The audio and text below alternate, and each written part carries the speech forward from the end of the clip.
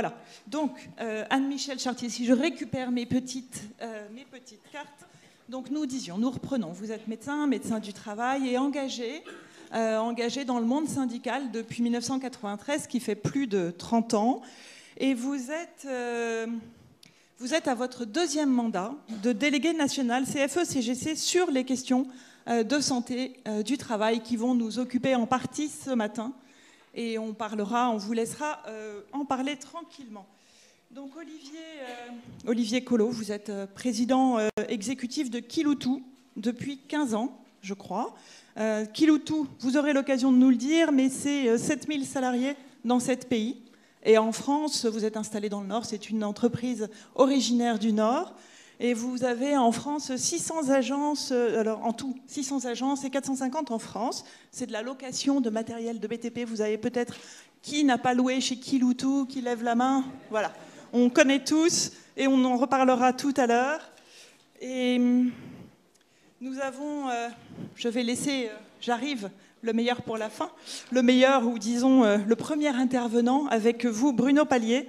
Vous êtes directeur de recherche du CNRS, au Centre d'études européennes de politique comparée de Sciences Po. Vous êtes spécialiste de la protection sociale.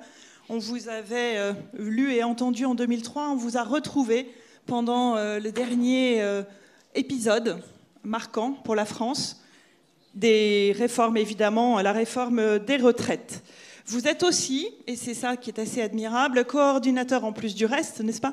Coordinateur et auteur d'un livre qui a rassemblé 60 chercheurs. C'est un collectif. Il s'intitule « Que sait-on du travail ?» Il est disponible ici. Je crois qu'il y a une sorte de librairie aux presses de Sciences Po. Il date de 2023. Et il s'intitule donc « Que sait-on du travail ?» Et il y a une suite, parce qu'effectivement l'action, suivant toujours la réflexion, que fait-on du travail? Avec déjà un certain nombre d'interventions qui sont éditées par le quotidien Le Monde, qui a participé à la publication et à la diffusion de vos travaux, qui sont un tour d'horizon de ce que représente le travail aujourd'hui en France. Alors je vais vous demander un défi à peu près identique à celui que vous avez imposé à vos chercheurs entre mars 2023 et septembre, puisque 60 chercheurs ont réussi à produire ce livre en quelques mois. Vous allez en 15 minutes, vous, pas plus, nous parler de votre rapport au travail, justement, de ce qui ferait pour vous l'idéal du bien-être au travail, de ce pourquoi, selon vous, nous n'y sommes pas en France, et de ce qu'il faudrait faire pour y parvenir.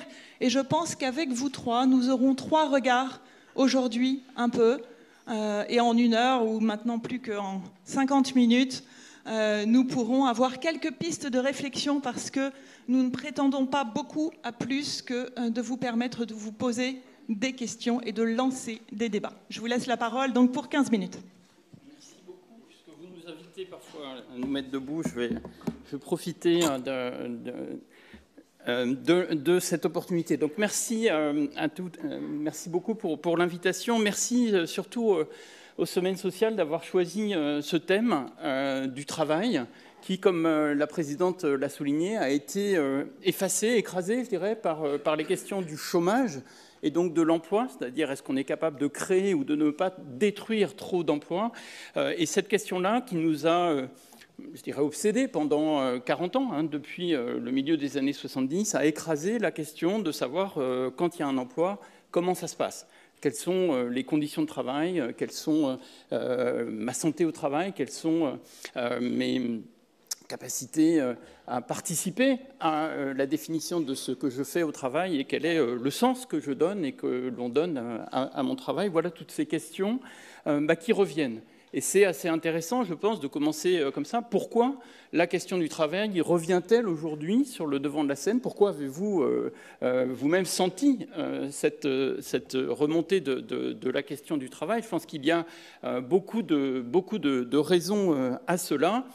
La première, me semble-t-il, c'est qu'il y a une baisse du chômage. C'est-à-dire que ce qui a entraîné l'écrasement de la question du travail des conditions de travail, de l'organisation du travail, du sens du travail, eh bien, pèse un peu moins lourd. On oscille entre 7 et 8% de taux de chômage. On voit les taux d'emploi, c'est-à-dire le nombre de personnes qui ont effectivement un travail rémunéré, augmenter fortement. Donc, sur le front du chômage et des questions d'emploi, ça va mieux.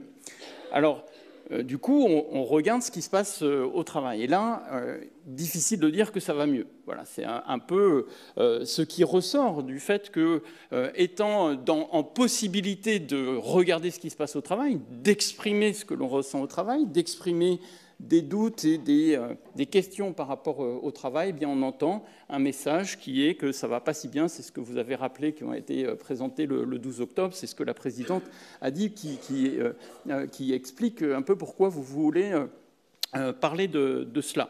Je tiens à faire une petite remarque sur ce que vous avez dit aussi sur le rôle des semaines sociales et la doctrine sociale de l'Église. Moi, je suis plutôt spécialiste des questions de protection sociale.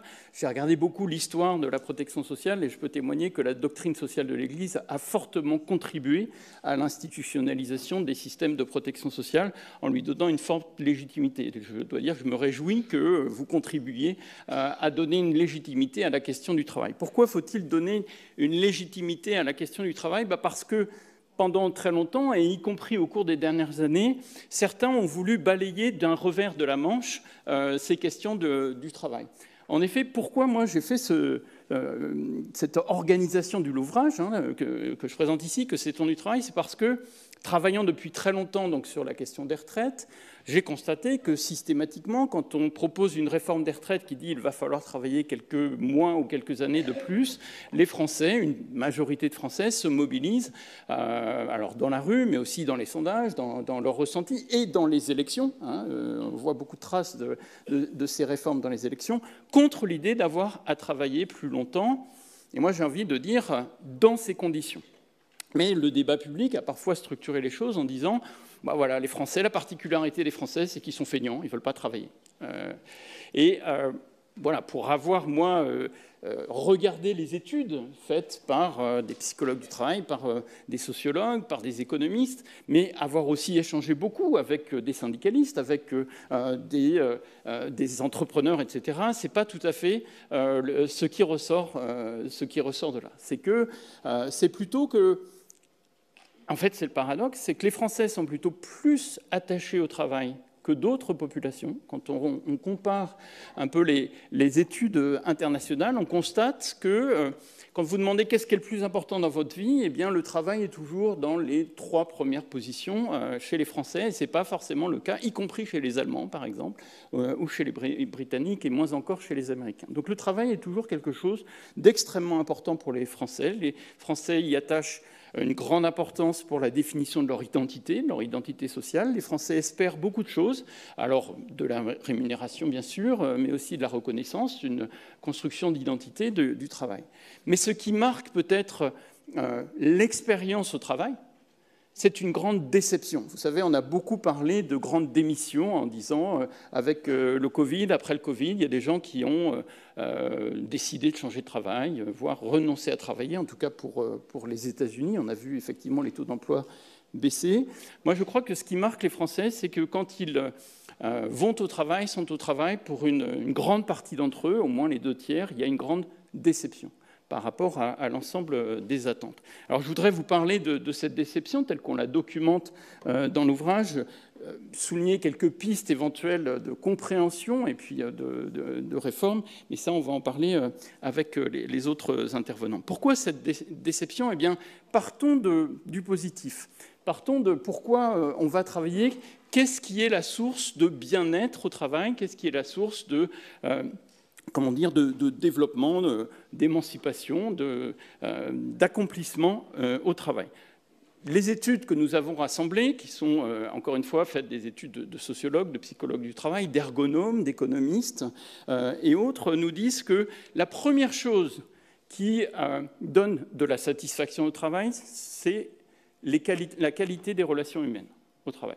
Donc dans l'équipe et avec les managers et avec les autres, y compris avec les clients.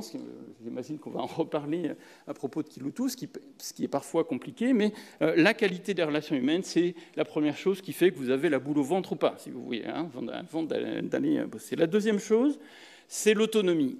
Est-ce que j'ai une certaine autonomie dans la réalisation de mes tâches, dans mes horaires, dans ce que je peux dire, ne pas dire, ce que je peux faire, ne pas faire? C'est tout à fait essentiel. Troisième élément, c'est ce qu'on appelle le sens du travail effectué. Alors c'est un mot très vague, et donc ça peut être intéressant, puisqu'on va sûrement en reparler, de voir un peu les différentes acceptions du sens du travail effectué. Alors, la première définition du sens du travail effectué, c'est est-ce que j'ai l'impression que mon métier, ma profession, est utile, a un impact. Donc c'est qu'est-ce que mon travail apporte. Et ça se situe à deux plans. Le premier plan, c'est qu'est-ce que mon travail apporte à mon entreprise, à mon service, à l'ensemble. Donc c'est est-ce que j'ai l'impression d'être utile. Et puis le deuxième, c'est qu'est-ce que mon travail et mon entreprise, du coup, ou mon service apportent au monde. D'accord, en termes sociaux, en termes environnementaux, en termes de progrès, en termes de profit, qu'importe, c'est la question du sens. Ce que beaucoup d'études montrent, c'est un paradoxe, c'est que ça n'a pas grand-chose à voir avec le diplôme. On ne peut pas dire plus on est diplômé, plus on estime que son travail a du sens. Je dirais presque au contraire. Oui, pour une femme de ménage, il n'y a aucun doute sur l'impact de son travail, puisqu'elle voit, avant d'arriver et en repartant, qu'il s'est passé quelque chose. Même chose pour les gens dans la construction. Je travaillais beaucoup avec le monde de la construction. Avant, il y avait une route cabossée, après la route elle est réparée, une maison est construite ou elle est rénovée. Donc il n'y a pas trop de doute là-dessus, dans la santé bien évidemment. Par contre, voilà, je me permets de le citer, mais le secteur dans lequel le sens collectif, l'utilité sociale a priori n'est pas toujours donnée, c'est le secteur de la finance, des banques et des assurances. Alors ça ne suffit pas pour estimer que son travail a du sens, parce que la deuxième grande question qui se pose, c'est « je sais bien à quoi ça sert mon métier, mais est-ce que moi j'ai les moyens de bien faire mon travail ?» Et là, il y a une grande rupture dans beaucoup des métiers que j'ai cités tout à l'heure, que ce soit celle de la propreté, que ce soit la construction, que ce soit la santé. Vous le savez, il y a une crise à l'hôpital public, crise qui se voit notamment dans les départs massifs des infirmières du secteur public hospitalier. Et ce n'est pas du tout parce que leur travail n'a pas de sens en soi, évidemment, que pour une infirmière, on sait très bien à quoi on sert collectivement, mais c'est qu'elles n'ont plus les moyens de bien faire leur travail et que donc leur activité concrète, réelle, s'approche parfois, c'est elles qui le disent, de la maltraitance plutôt que de faire correctement son travail. Donc le sens au travail, c'est extrêmement important de bien voir ces deux dimensions. Alors il y a d'autres éléments qui constituent le bien-être au travail, c'est la sécurité de l'emploi, sécurité du revenu, sécurité de l'emploi. C'est extrêmement important d'avoir les éléments qui permettent d'être solide dans un monde marqué par les insécurités, vous l'avez bien dit. Aussi compte de plus en plus la possibilité de construire un équilibre entre sa vie personnelle et sa vie professionnelle, donc des horaires qui ne soient pas trop décalés, pas être forcé à aller à des réunions à 17h alors qu'on doit aller chercher les enfants, etc. Et enfin, la participation aux décisions qui concernent son propre travail, ses propres tâches, mais aussi, pourquoi pas, la participation à la définition de la stratégie d'ensemble de son service, de son entreprise. La démocratie au travail, pour le dire très vite, est quelque chose de tout à fait essentiel. Alors ça, c'est la vision qui permet de se donner un horizon qui, à la fois, permet de se sentir bien au travail, mais je dirais, du point de vue de l'entreprise aussi, c'est ce qui permet de garantir une productivité qualitative. Alors, productivité qui est liée sur l'investissement, l'engagement dans l'entreprise, parce que je m'y retrouve, je m'y reconnais. Si vous voulez mesurer ça de façon un peu plus concrète, plus on a les choses dont j'ai parlé, moins il y a d'absentéisme. Voilà, pour aller très très vite. L'absentéisme est une problématique majeure aujourd'hui de beaucoup d'entreprises, de beaucoup de services publics, on en parle dans le débat public. Plus vous répondez positivement aux différentes cases que j'ai mentionnées, moins vous avez de problèmes d'attractivité du travail. Je voudrais parler un tout petit peu des questions d'attractivité du travail. Une des raisons pour lesquelles on parle du travail aujourd'hui, c'est parce qu'on a du mal à recruter. On a du mal à recruter dans le secteur de la tech, dans l'industrie, c'est sûrement des questions de compétences, mais on a beaucoup de mal à recruter dans l'hôtel, la restauration et surtout les métiers du cœur. On dit souvent les métiers du cœur, moi j'ai l'habitude, et notamment ici parce que je viens de l'entendre, les métiers du cœur, c'est-à-dire tous les métiers des relations aux autres. Et vous le savez, dans les EHPAD, dans les services à domicile, dans la prise en charge des personnes dépendantes, qu'il s'agisse d'enfants, d'handicapés, de personnes âgées, on a beaucoup de mal à recruter. Pourquoi ? Ce n'est pas un problème de sens, c'est en partie un problème de rémunération, mais c'est beaucoup un problème de conditions de travail. Horaires qui ne sont pas choisis, horaires décalés, temps partiel très souvent subi, et aussi des difficultés physiques et psychologiques. Je terminerai sans doute là-dessus, c'est que les conditions de travail sont souvent difficiles, et c'est un paradoxe dans un pays où l'industrie manufacturière s'est beaucoup compressée. Vous le savez, si vous allez souvent à Lille ou dans l'Est de la France, on est un pays désindustrialisé, et on a souvent l'imagerie qui laisserait penser que c'est dans l'industrie, dans les mines, dans l'acier, que les conditions de travail sont difficiles. Eh bien, malgré cette désindustrialisation, nos enquêtes montrent que les conditions de travail sont particulièrement difficiles en France et plus difficiles que dans des pays comparables. On le mesure à l'intensité du travail, donc le fait de devoir faire beaucoup en peu de temps et de plus en plus. On le mesure au fait de devoir transporter des charges lourdes, le fait d'avoir des tâches répétitives, etc. Et je voudrais mentionner ce fait de charges lourdes ou d'être exposé à des produits dangereux. Il y a eu beaucoup de négociations pour améliorer les conditions de travail dans l'industrie, avec les charges lourdes, avec l'exposition à des produits dangereux. Mais on n'a pas réussi à imaginer que le fait d'avoir à aider quelqu'un à se lever, à se déplacer, à se réasseoir, à le soulever cette personne dans un lit plusieurs fois pour éviter ne serait-ce que les scarifications, eh bien c'est aussi porter des charges lourdes.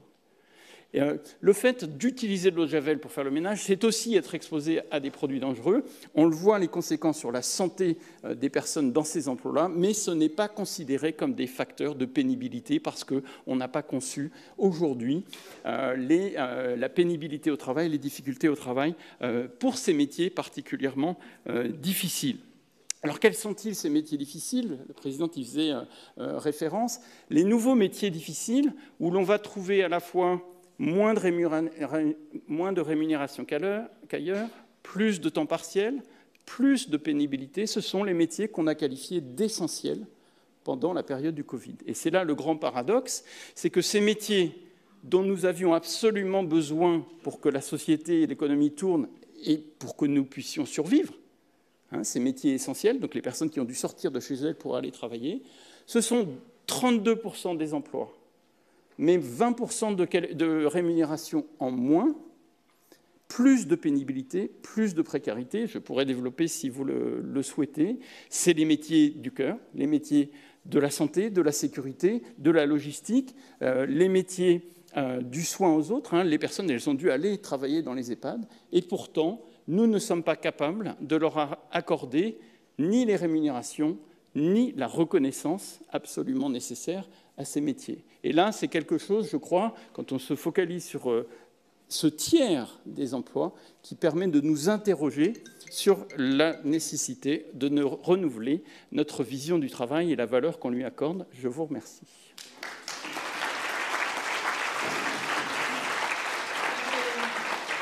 Je dois dire que je suis très impressionnée parce qu'il vous reste 20 secondes, donc je vais en profiter pour les utiliser moi-même. Pour vous inviter, Anne-Michèle Chartier, soit à rester assise, soit à parler au micro, comme vous le souhaitez, comme vous êtes bien, parce que je trouvais effectivement qu'il y avait un point d'actualité. Alors, je suis journaliste, et donc forcément, l'actualité me parle un peu au quotidien, me parle beaucoup trop, mais c'est vrai, vous le savez tous, on a été... Pardon, ah ben voilà, c'est moi qui... hop, voilà. C'était mon petit minuteur. Il faut que je sois respectueuse des horaires ici. Et du coup, vous avez tous entendu, nous avons tous entendu, nous sommes tous préoccupés par, évidemment, ces vagues de licenciements massifs, de fermetures d'usines. dont on parle tous les jours, et certains d'entre vous ici sont peut-être touchés, sont peut-être impactés par ces difficultés-là, même si effectivement nous restons centrés sur le travail. Ce sont des problématiques qui participent justement à des inquiétudes psychosociales ou psychologiques tout simplement. Nous avons la ministre donc, du Travail, Astrid Panosyan, qui vient demain et qui a annoncé dans Liaison sociale la mise en place d'un grand plan pour 2025 de recherche sur la santé au travail. Ce qui permet d'introduire votre propos, Madame Michel, sur des points qui semblaient aussi importants à traiter ici, qui sont ceux du... Alors l'absentéisme, évidemment, on en reparle beaucoup. La raison pour laquelle aussi les Français ne voudraient pas faire 7 heures de plus, avoir une autre journée de solidarité, des tas de problèmes qui nous préoccupent, mais cette question, effectivement, de l'intelligence artificielle, de l'introduction de l'intelligence artificielle dans le travail, qui participe à cette complexité de la question du travail, et aussi celle plus prosaïque, mais tout à fait réelle et aussi d'actualité, du télétravail, c'est-à-dire comment est-ce qu'on gère, comment est-ce que les chefs d'entreprise, on parlera ensuite avec Olivier Collot, gèrent cette question, et est-ce qu'il y a une définition masculin-féminin aussi du télétravail. Voilà, autant de sujets qui nous préoccupent, et je vous laisse la main. Merci beaucoup. Oui, bonjour à tous, merci de votre invitation à cette semaine sociale. Bruno Pali a fait a présenté un grand champ sur le travail. Je vais faire plus ciblé. Donc, je vais vous parler de la densification du travail et l'intelligence artificielle. Est-ce que ça va favoriser Est-ce que ça va favoriser plutôt l'intensification du travail ou plutôt une liberté par rapport au travail? Je vais vous parler ensuite du management, parce qu'en tant que CFE-CGC, le management est quelque chose qui nous préoccupe et nous avons fait un travail sur le management et télétravail. Et j'aborderai ensuite les perspectives qui sont effectivement ces difficultés de recrutement, ce coût du travail, cette pénibilité psychosociale, dans les perspectives d'évolution positive. Donc la densification du travail, en tant que médecin du travail, c'est vraiment quelque chose, le sujet et les mutations au travail, vraiment c'est un sujet que j'ai vu évoluer au cours du temps en densifiant le travail. Évidemment, quand un cabinet de consultants arrive dans une entreprise pour étudier le travail, la conclusion est moins de salariés. Quand il y a des fusions d'entreprises, la conclusion est moins de salariés et avec un travail identique. Donc cette réduction des coûts a des conséquences qui sont néfastes. Il y a une taylorisation du travail et qu'est-ce que ça enlève, cette densification du travail? Ça enlève du temps pour des échanges au travail, du temps pour la créativité, pour qu'on réfléchisse à ce que l'on fait, du temps pour le dialogue social.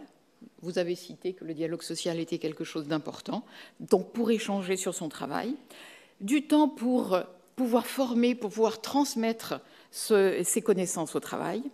Et j'ai vu dans des sociétés où on m'a dit on n'a plus de temps pour... les jeunes arrivent, mais finalement, former des jeunes qui vont partir ensuite, on ne préfère pas les former, tant pis, on travaille plus. Parce que c'est encore plus de travail de former les jeunes et l'apprentissage.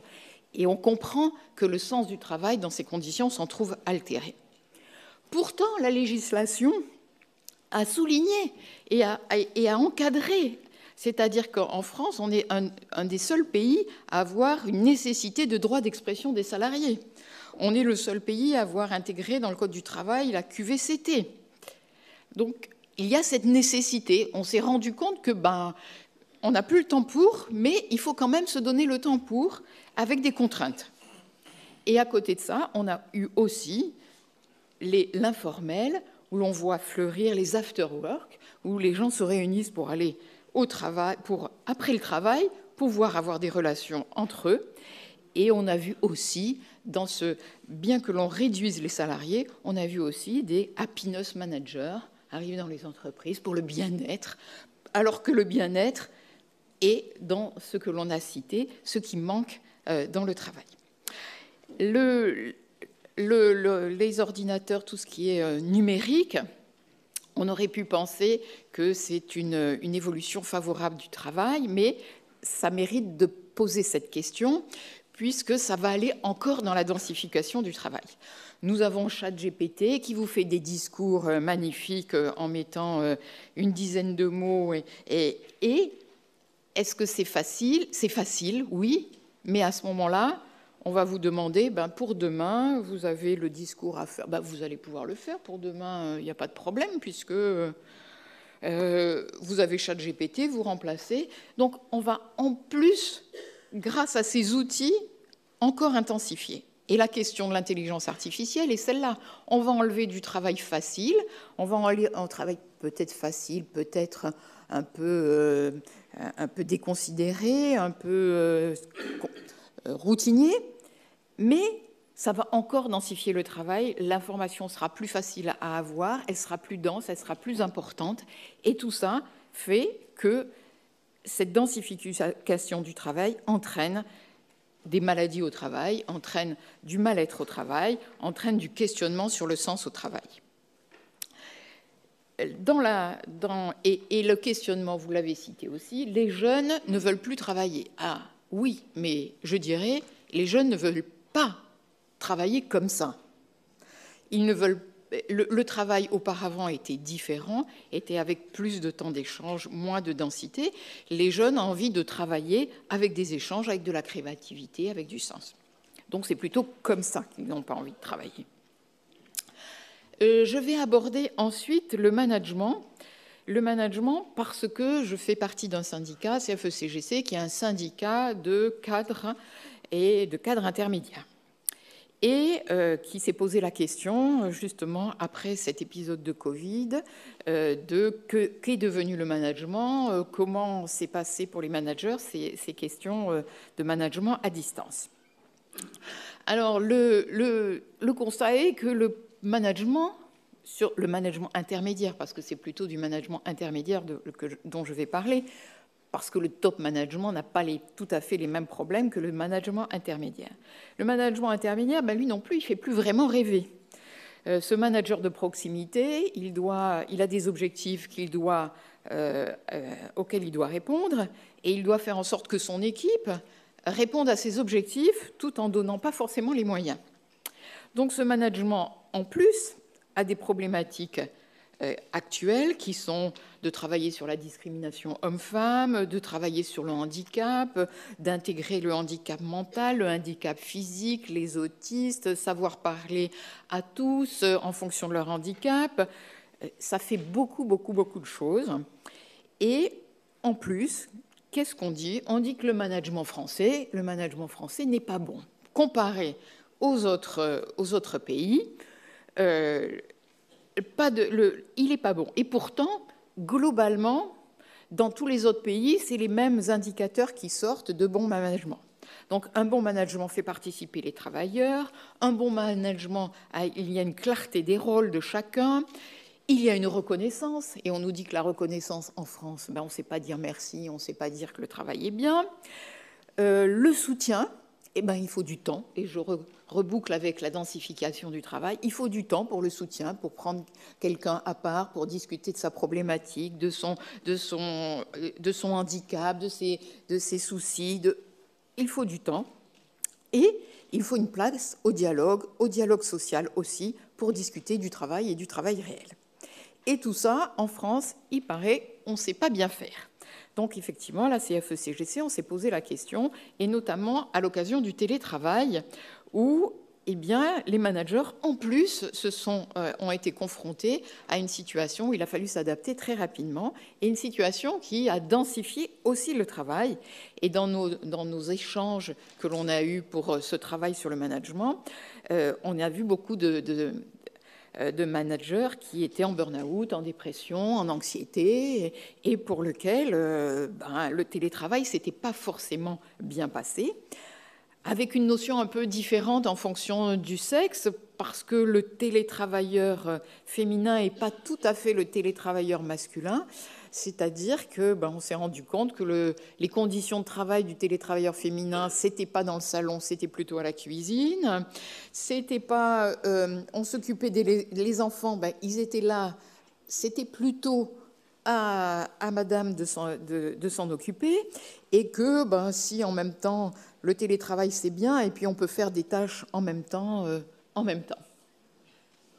Voilà, donc c'est une problématique qui a fait que la CFE-CGC a travaillé sur ce sujet. Donc on va faire des réunions sur ce sujet, et on a fait un site où le manager peut voir si son télétravail est bon.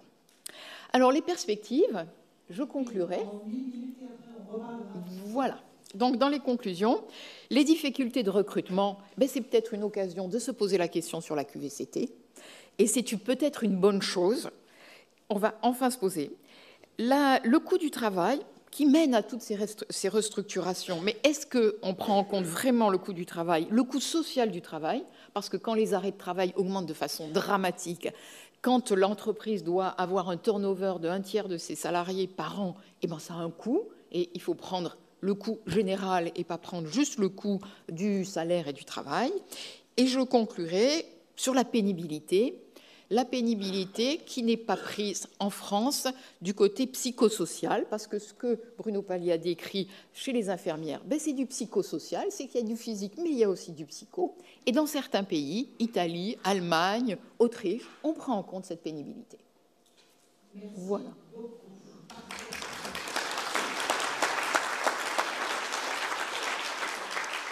Merci beaucoup. On va repartir après sur chacun des points dans notre débat. Mais pour introduire notre troisième intervenant, Olivier Collot, Kiloutou, j'avais envie de vous citer un baromètre de l'état du dialogue social qui a été récemment produit par le Cevipof et Ipsos pour les Échos, et qui est assez... alors évidemment, je vois Bruno Palier et je peux comprendre qu'on peut considérer qu'une enquête Ipsos pour 1700 personnes n'a pas une valeur énorme, mais je voulais quand même la citer parce que je la trouve intéressante par rapport à ce qu'elle a produit en 2019 et en 2022, où la lassitude dominait dans les relations dans l'entreprise. Il y a cette année une baisse de 8 points, et la lassitude à 27% est passée derrière la confiance qui est à 31%. Alors c'est une étude qui est faite chez les salariés du privé et du public, mais hors fonctionnaires.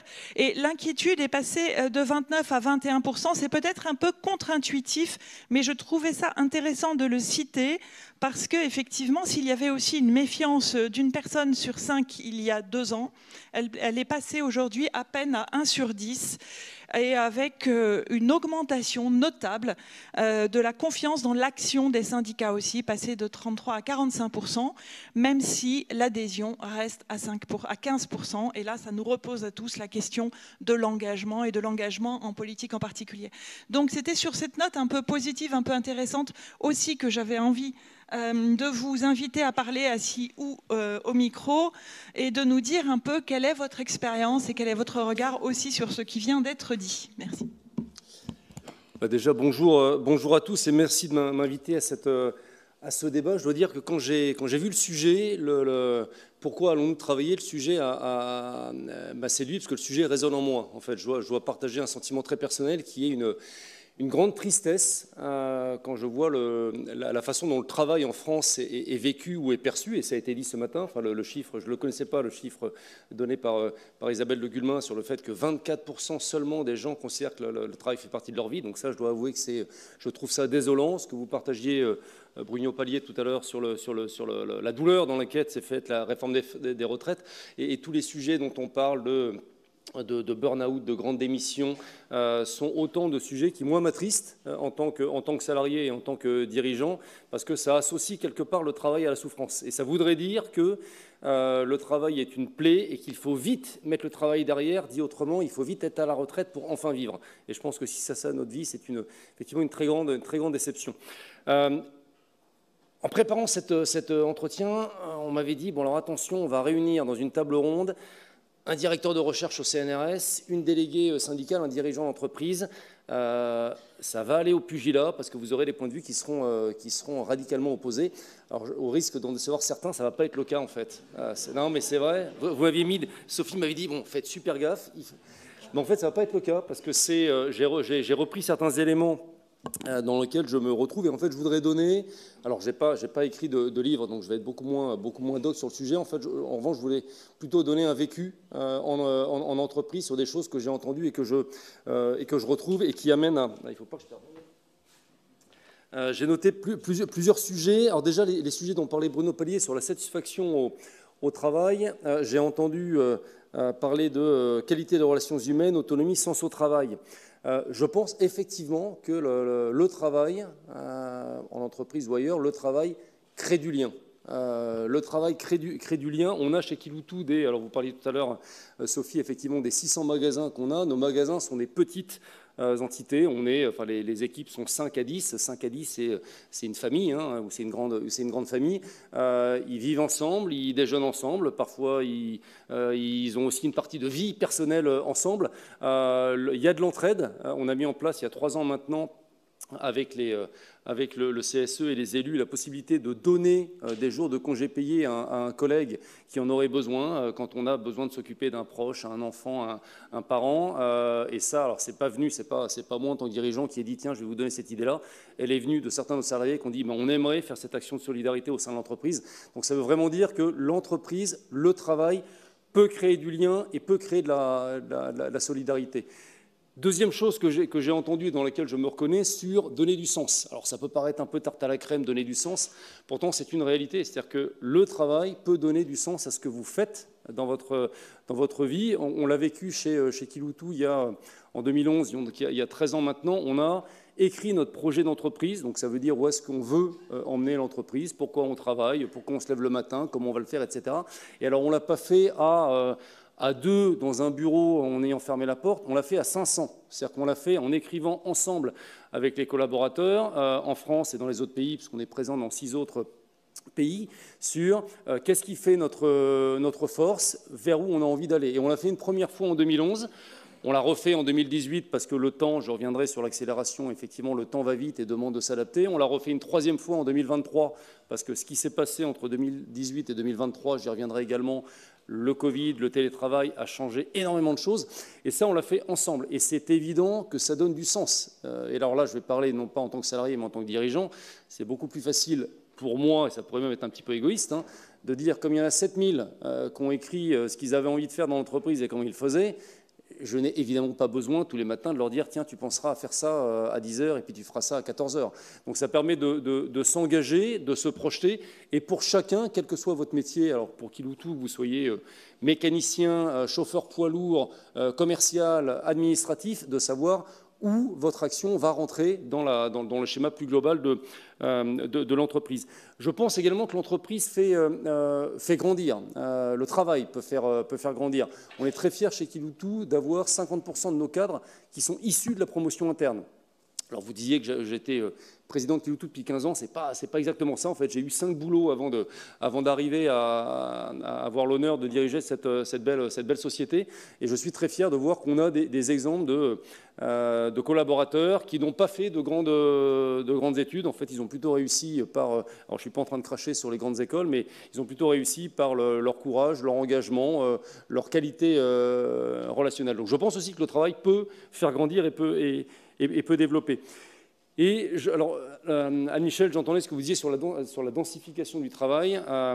Et alors là, je vais être d'accord, en fait. Je vais pas être en désaccord. Je pense effectivement qu'on a une accélération. C'est ce dont je parlais tout à l'heure avec le Covid qui a entraîné un ensemble, ou qui a plutôt accéléré, un ensemble de mécanismes qui sont à l'œuvre. C'est vrai que je le vois, cette accélération du travail, que si on parle d'intelligence artificielle, j'en vois toutes les limites. Enfin, j'en vois les bienfaits, mais j'en vois aussi toutes les limites. Donc je pense que c'est un risque auquel on doit être vigilant. Vous avez parlé un petit peu du télétravail. Alors c'est ça qui va d'ailleurs m'amener à ne pas être un très grand partisan du télétravail. Alors on a chez Kiloutou un accord de télétravail. Le hasard fait d'ailleurs qu'on l'avait négocié avec les élus en 2019. Alors on ne savait pas ce qui allait se passer en 2020, et donc il y avait un accord télétravail. Ayant dit ça, alors on l'a en place, parce que je pense qu'aujourd'hui, c'est difficile dans une entreprise de dire qu'on n'a pas d'accord de télétravail. C'est clair que les nouvelles recrues, qu'elles soient jeunes ou moins jeunes, demandent est-ce que vous avez un accord de télétravail. Je pense en revanche que le télétravail à haute dose est n'est pas souhaitable, parce que je pense que déjà ça casse le lien, c'est-à-dire que c'est travailler 4 jours ou 5 jours par semaine dans son bureau ou dans son salon, je pense que ça casse toute relation humaine, tout lien. Ça crée la créativité. Je pense que la créativité, elle vient du fait qu'on soit à 2, à 3 ou à 200 dans une salle. Elle vient de la confrontation d'idées, elle vient de l'observation, elle ne vient pas d'être tout seul devant son écran d'ordinateur chez soi. Et là, le télétravail à outrance crée à la fin un repli sur soi et ça appauvrit. Donc c'est, alors là aussi peut-être au risque de choquer, je ne suis pas un grand partisan du télétravail. On l'a mis en place, mais on souhaite que ça soit vraiment utilisé avec parcimonie. Alors voilà ce que je voulais partager par rapport à vos 2 témoignages. Donc désolé de ne pas avoir eu un pugilat, mais peut-être que ça viendra dans les questions. On va trouver des questions un peu dures. Maintenant, pour finir là-dessus, et encore une fois pour parler en tant que dirigeant d'entreprise, tout ce que je décris peut donner un travail qui soit épanouissant. Je ne suis pas naïf, je sais que la société dans laquelle on vit est dure, la société est violente, la société est de plus en plus individualiste, où chacun vit replié sur soi et vit ou dans sa communauté. Je pense que le travail peut épanouir et peut libérer. Ça ne se fait pas facilement, ça demande une certaine ouverture d'esprit, ça demande d'avoir la conviction personnelle que le collectif est plus fort que l'individuel, ça demande d'avoir une discussion très ouverte avec les salariés et les représentants des élus. Je ne vais pas séparer les deux, parce que je pense que les élus parlent au nom des salariés, et ça demande aussi, et je terminerai par ça, encore une fois, comme je ne suis pas naïf, pour garder les pieds sur terre, une entreprise doit gagner de l'argent pour être capable de subvenir à ses besoins, pour être capable de recruter demain, pour être capable d'investir. Une entreprise et un dirigeant doivent parfois prendre des décisions qui ne sont pas drôles. Voilà, dans le Covid, il y a eu des choses pas drôles à décider. On a régulièrement des décisions qui sont à prendre. Donc je ne tombe pas dans la grande naïveté. Je pense qu'on doit garder avoir conscience de certaines réalités. Mais voilà, je voulais dire qu'on pouvait être heureux au travail.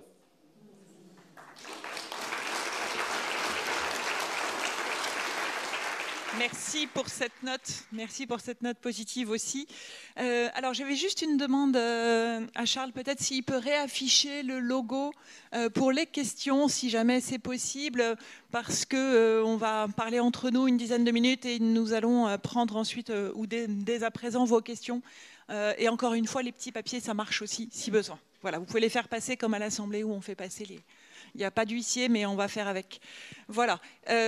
Donc moi, ce que je voulais vous dire, c'était vous remercier parce que c'est vraiment passionnant. Effectivement, on est sur quelque chose de tout à fait constructif. Il y a un point qui, je pensais, on pouvait aborder ensemble. Alors, il y a un peu un micro pour 4, mais on va jouer à se les partager. Il y a 2, voilà, il y en a un autre possible, qui est celui de la jeunesse. Parce qu'on a parlé aujourd'hui vous avez parlé tous les 3, un peu des exigences, de nouvelles exigences, de nouveaux constats, évidemment d'un cadre de société particulier en France, en Europe et à l'international. Évidemment, aujourd'hui, les perspectives ne sont plus forcément celles qu'on avait dans les années 70, même 90, pour ceux qui entrent dans le monde du travail. Mais Bruno Palier, je vais commencer par vous. Est-ce que vraiment, pour vous, il y a une nouvelle jeunesse? Est-ce que ce n'est pas la même que celle des années 50, 60 sur les exigences? Est-ce qu'il y a un marché, celui des fameux consultants dont nous parlerons peut-être ensuite, qui s'appuierait sur des fameux millennials, ou est-ce que ces millennials existent vraiment? C'est pour les relations au sein de l'entreprise. Merci beaucoup. Donc 2 réponses typiques de réponses de sciences sociales à cette question-là. La première chose, c'est qu'il est très difficile de parler d'une jeunesse, ou de la jeunesse.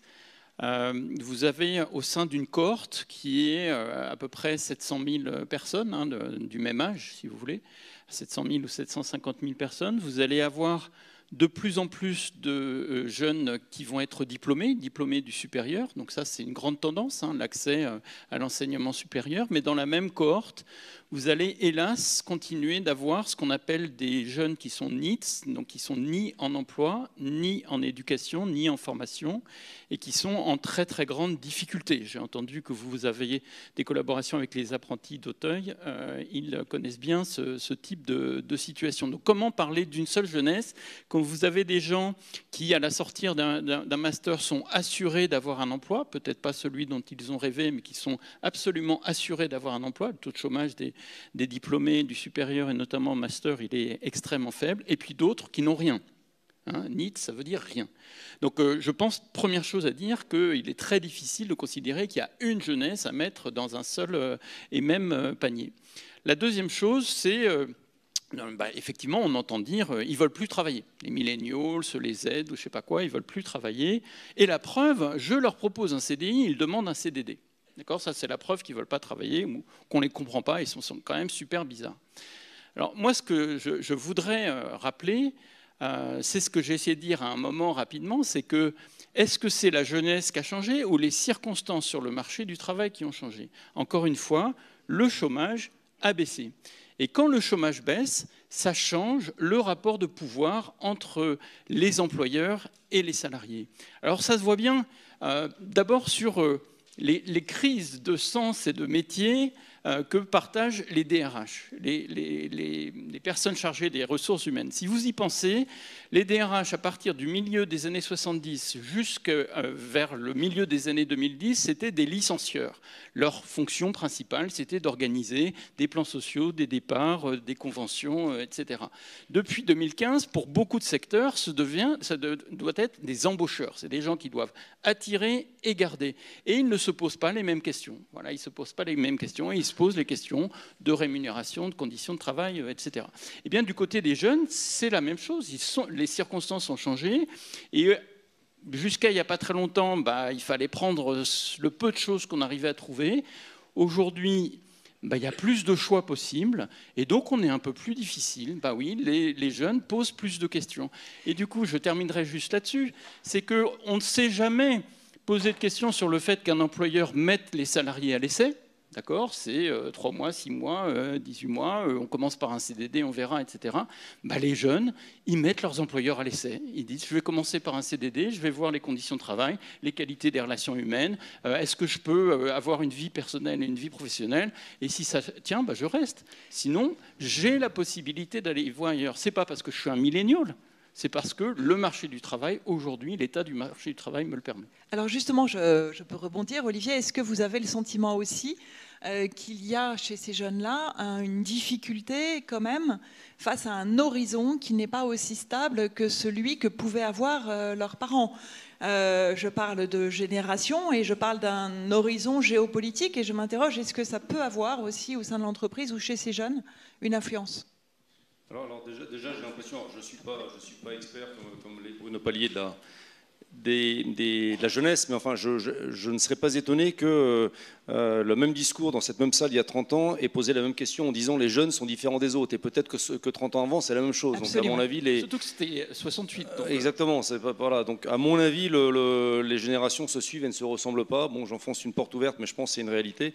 Ayant dit ça, les jeunes ou ceux qui rentrent dans l'emploi ont aujourd'hui effectivement des demandes qui ont changé. Ce qu'on a vécu avec le Covid, le télétravail, à mon avis, a accéléré ça. C'est-à-dire qu'on voit un rapport qui a évolué dans la relation entre l'employeur et l'employé. Bon, c'est comme ça, c'est-à-dire qu'il faut s'adapter, c'est-à-dire que le plan, alors ça paraît, enfin le plan de carrière, ça c'est quand même, c'est très daté de dire tu vas rentrer dans l'entreprise et tu vas y travailler 40 ans.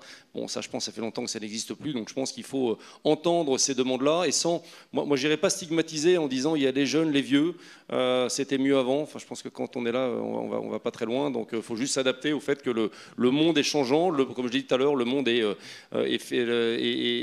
violent et dur, on peut pas se projeter sur 20 ans. Ok, justement, Anne-Michel Chartier, vous avez évoqué un point qui est assez important, qui est celui de l'intelligence artificielle et globalement celui d'une évolution technologique, y compris dans le monde du travail. Je crois que vous avez justement été assez proche de ces entreprises sur ce point-là. Est-ce que vous diriez que ça fait un clivage aussi, pas forcément générationnel, mais que ça accentue la pression entre ceux qui sont habiles et ceux qui pourraient l'être moins dans ces domaines-là ? Alors, l'intelligence artificielle n'a pas encore pénétré complètement les entreprises. Elle est une révolution devant nous. Elle est une évolution. On a plutôt affaire à des algorithmes qui vont décider pour vous. C'est un peu les problématiques. Mais Sophie, j'aurais aimé parler des jeunes quand même. Oui, là, absolument. Mais parce que c'était une façon d'introduire, de savoir s'il y a une rupture générationnelle. Parce que, en fait, moi, ce que j'ai remarqué dans les jeunes, dans mon activité, les jeunes, c'est que les jeunes, ils osent. Ils osent aller voir leur DRH, ils osent aller voir leur manager en disant « là, ça ne va pas ». Non, là, je suis discriminée, il y a du harcèlement, ils sont très rapidement à aller dire que ça ne va pas. Alors qu'avant, comme le travail était tendu, on risquait de se faire licencier, on risquait d'avoir vraiment des... Et là, ils osent, et je trouve ça rafraîchissant. Alors c'est certainement sous-tendu par le fait que le travail est un peu plus tendu. Mais je trouve ça assez rafraîchissant de la façon dont les jeunes appréhendent la chose. Pour l'instant, l'intelligence artificielle, elle n'a pas donné tout ce qu'elle peut permettre de faire, et on est plutôt à l'étudier et à appréhender, même à l'échelon syndical, de ce que ça peut entraîner. Et effectivement, on sent bien que ça peut entraîner à travers des algorithmes. Et par exemple, à un moment... C'est une petite anecdote par rapport aux algorithmes.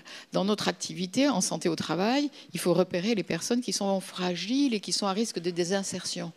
On fait un algorithme. Alors, s'il a ça, il est à risque de désinsertion. Je trouve ça un peu traumatisant quand même, d'être à travers un algorithme sorti comme étant... On reste sur la relation humaine. Voilà, parce que c'est pas parce qu'on a ça et ça que forcément on se sent handicapé et on se sent en mal-être avec son travail. Donc c'est un peu ça, c'est la façon de programmer les choses, comment on décide en dehors, et ça peut amener... à des choses qui soient contre-productives, Ça nous fait passer sur un deuxième sujet, mais je crois que vous vouliez dire un mot, Bruno Palier, peut-être sur rebondir. Non, moi c'est juste, comme je sais qu'il va y avoir une table ronde sur, disons, le changement technologique, et notamment l'intelligence artificielle, c'est de prendre un peu le recul que l'histoire nous permet d'avoir. C'est-à-dire que de tout temps, l'innovation technologique a été perçue comme une menace sur le travail. Donc vous connaissez les canuts, vous connaissez les locomotives versus les diligences, etc. Et cette menace a toujours été ressentie comme un changement technologique va supprimer tout un pan des activités, des secteurs d'activité.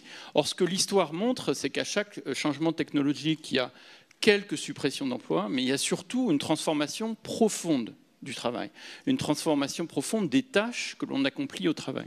Et la question, elle est pour moi beaucoup plus celle de savoir comment on dirige, on oriente cette transformation plutôt que d'avoir peur de se faire supprimer. Et il y a deux façons d'aborder cette transformation. La première, qui consiste à se saisir des changements technologiques comme d'une opportunité pour améliorer, pour humaniser le travail. Il y aurait plein d'exemples, mais voilà, un exosquelette peut vous aider vis-à-vis des charges lourdes, et l'intelligence artificielle peut faire pour vous le travail le plus pénible et pas très intéressant, ce qui vous laisse du temps, à vous consacrer à ce qu'il y a de plus intéressant. Mais l'autre façon qu'on observe un peu trop dans cet ouvrage, effectivement, du travail, parce que si l'intelligence artificielle prend ce qui permet de reposer votre cerveau, vous n'avez plus que les tâches les plus compliquées, et donc une densification aussi de vos tâches. Mais ça, ce serait un sujet entier à aborder. Pire encore, c'est que parfois, on soumet l'humain à la machine. C'est-à-dire que nous, ce qu'on voit dans les entrepôts, c'est une intelligence artificielle qui vous dit ce qu'il faut faire.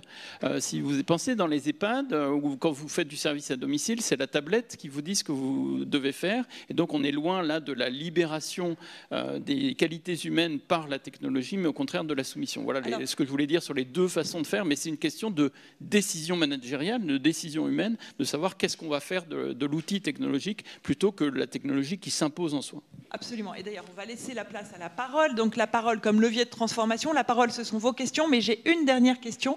Est-ce que vous utilisez ChatGPT pour vos discours ? Oui, je fais que ça. Non, non, non.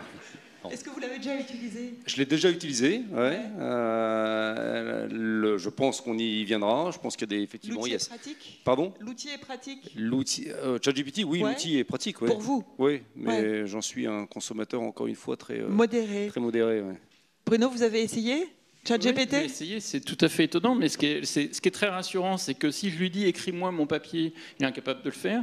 Si je lui dis est-ce que tu peux développer tel et tel point auquel j'ai beaucoup réfléchi, ça il le fait bien. Et en anglais, il le fait mieux que moi, donc ça m'aide parfois. Oui. Vous aussi? Vous l'utilisez, Anne-Michel? Non, non, ma profession est beaucoup plus centrée sur l'humain et sur les rapports Même pour humains. écrire un discours, gagner du temps, rassembler des données? Et pour l'instant, non. Non. Eh bien, je vous rassure, comme journaliste, je ne l'utilise pas non plus, ce qui est un énorme sujet qui nous porterait à d'autres choses. Je vous laisse nous donner quelques questions. Quelques, ce sera peut-être beaucoup, puisque l'heure de la pause est arrivée, je crois. Ah non, non, on a encore 5 minutes, on vous laisse la parole. On a plein de questions et qu'on pourra aussi transmettre, qui pourront être prises en compte peut-être à l'issue de l'après-midi comme apport complémentaire par rapport aux ateliers. Une question peut-être sur la forme des entreprises. Y a-t-il différentes façon d'aborder le travail selon la forme sociale de l'entreprise? On parle de société anonyme, à mission ou pas, coopérative, est-ce que c'est différent? On nous parle aussi de services publics, d'agents publics. On pourrait peut-être aussi étendre aux associations une question faisant état du fait qu'on n'a parlé que des entreprises qui rapportent de l'argent pour l'instant. Donc, est-ce que le travail bénévole, la question se pose aussi dans les mêmes termes? Absolument. Bruno, on peut vous laisser 30 secondes et on pourra développer autrement ailleurs ou à la pause. Voilà, je suis normand, donc j'ai tendance à répondre oui et non à beaucoup de questions. C'est-à-dire oui, clairement, quand on est en coopérative, l'idée de prendre des décisions collectives va de soi, parce que ça fait partie des statuts. Mais on a entendu à Kiloutou qu'on peut aussi le faire. Le problème, c'est que non, dans la mesure où on trouve, nous, dans notre ouvrage, de la verticalité, donc vraiment l'inverse de ce que vous nous avez décrit, c'est-à-dire 2 personnes qui définissent la raison d'être de l'entreprise, un top management qui dit ce qu'il faut faire, qui fixe les objectifs et ça doit descendre. Ça, c'est des caractéristiques très fortes du management à la française, de l'organisation du travail, et on va le retrouver dans les entreprises à but lucratif, on va le retrouver dans beaucoup de services publics par le biais du New Public Management. Et puis, un dernier mot sur l'ESS, l'économie sociale et solidaire, où on se dirait, puisque les missions sont sociales, ça doit bien se passer. Bien, on retrouve beaucoup la pression, la densification du travail, les budgets limités, et pourquoi pas des travers de management aussi. Alors, je ne dis pas que c'est ce qu'il y a de plus commun, mais ça peut se retrouver aussi. Donc oui, dans certains cas, quand c'est dans les statuts de prendre des décisions partagées, mais à l'inverse, ce n'est pas les missions de l'entreprise elle-même qui définissent un management qui serait plus humain ou plus partagé. Non, on va trouver des travers un peu partout. Et je pense en particulier au métier de l'économie verte, où effectivement il y a marqué des travers de pénibilité assez importants, alors que cette économie verte va dans un sens positif pour notre société. Une autre question peut-être? Oui, plusieurs questions au sujet de la densification. Et donc, ça pourrait être pour Madame Chartier. C'est un problème que vous l'avez souligné. Le rythme effréné, les horaires avec des réunions tardives, les difficultés à se retrouver. Quelle réponse apporter face à ce qui paraît une réalité dans une durée du travail qui s'est réduite à 35 heures? Pareil, défi 30 secondes, 40 secondes. Oui, alors dans cette densification, comment y répondre? Eh bien, travailler sur le management, puisqu'on a souligné que le management à la française posait des problèmes. Donc, de former les managers, de former dès les écoles de commerce, dès les écoles d'ingénieurs au management, leur apprendre, lorsque l'on négocie la qualité de vie au travail, puisque ça fait partie des choses, on peut faire des accords sur la qualité de vie au travail, prendre en compte la charge de travail, mais pas la charge physique seulement de travail, la charge émotionnelle, la charge mentale qui met un degré supérieur au travail, et notamment à travers les organisations de travail. Donc il faut avoir un dialogue social sur les organisations de travail, parce qu'au lieu de parler du travail réel et d'améliorer les organisations, eh bien, c'est ce management descendant qu'on cite et qui pose problème. Merci beaucoup. Peut-être une question pour Monsieur Collot. Une question pour Monsieur Collot. Oui, on parlait d'entreprise à mission, par exemple. Est-ce que Kiloutou a décidé d'en être?